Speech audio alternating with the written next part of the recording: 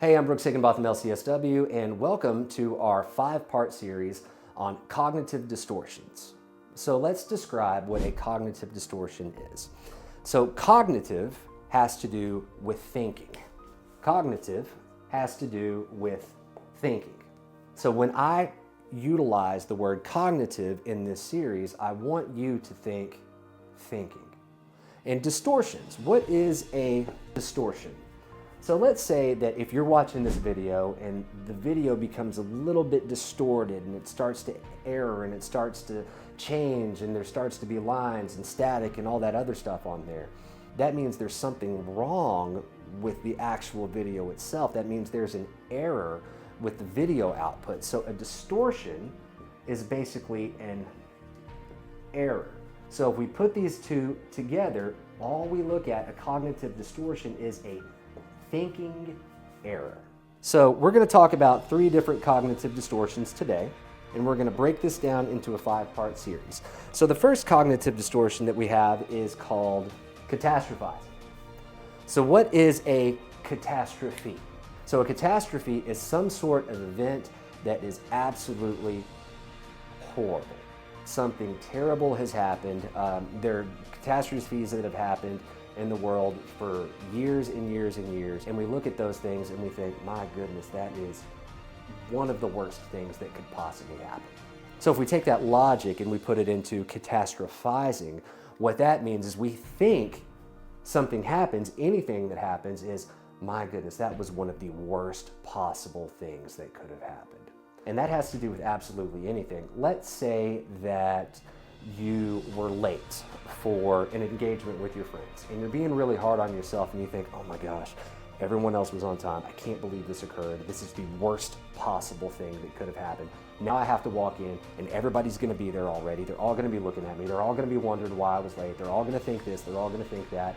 That's how your mind runs away with you in regards to catastrophization. So that is thinking error, cognitive distortion number 1, catastrophization. Number 2, we've got our would statements. Now what is an would statement? Very simply stated, that is should, could, would, shoulda, coulda, woulda. We break that down, that's classified or correlated with shame-based thinking and shame-based behaviors. You think about the past, well, I should have done this, I should have said this, I should have acted like this, I should have done those things, and ruminative thoughts. What that means is when you lay down at night and you just can't go to sleep and you're constantly thinking about what you should have said and what you should have done and you can't turn your brain off, the brain's moving at the speed of brain. And then you go into could, well, I could do this next time, or I could do that, I could do these things, this could happen, that could happen. It's okay to think about what you could do next time. Thinking about what could occur as a result of what you would have done is coming up with imaginary scenarios and creating anxiety that you don't have to have. Human beings are the only species on the planet that can come up with imaginary scenarios in their brain to be able to figure out what could and should happen. And we have all this anxiety inside ourselves as a result of that. And then we've got would. Well, if you would have done this, if I would have done that, you would do this, you would do that. Saying those types of things really aren't helpful in certain situations, you know? Thinking that, well, I would do this, I would do that, really doesn't help anybody out. What you want to look at is, I can do this, I'm going to do this, this is how I want to do things, this is how I'm gonna do things.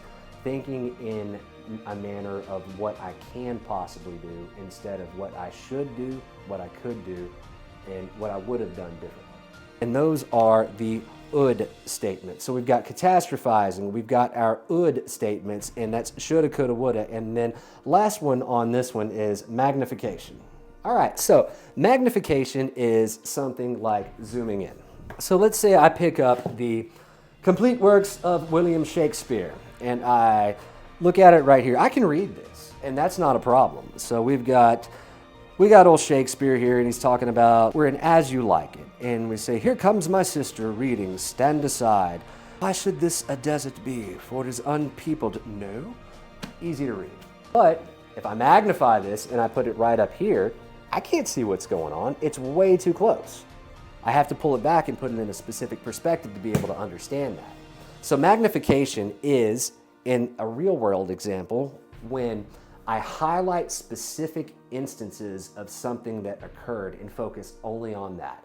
I focus only on the positive. I focus only on the negative. Let's say that, for example, my friends came over and everybody had a great time for the most part, but I spilled a drink on someone accidentally and I focus on that the whole night. That's the magnification. Well, they probably hate me because I did this. I'm always this. I'm so clumsy. I'm this, I'm that. And making inferences based upon one specific thing that happened and magnifying and zooming in only on that specific thing. So those are 3 cognitive distortions, and tune in for the next part and we'll talk about 3 more.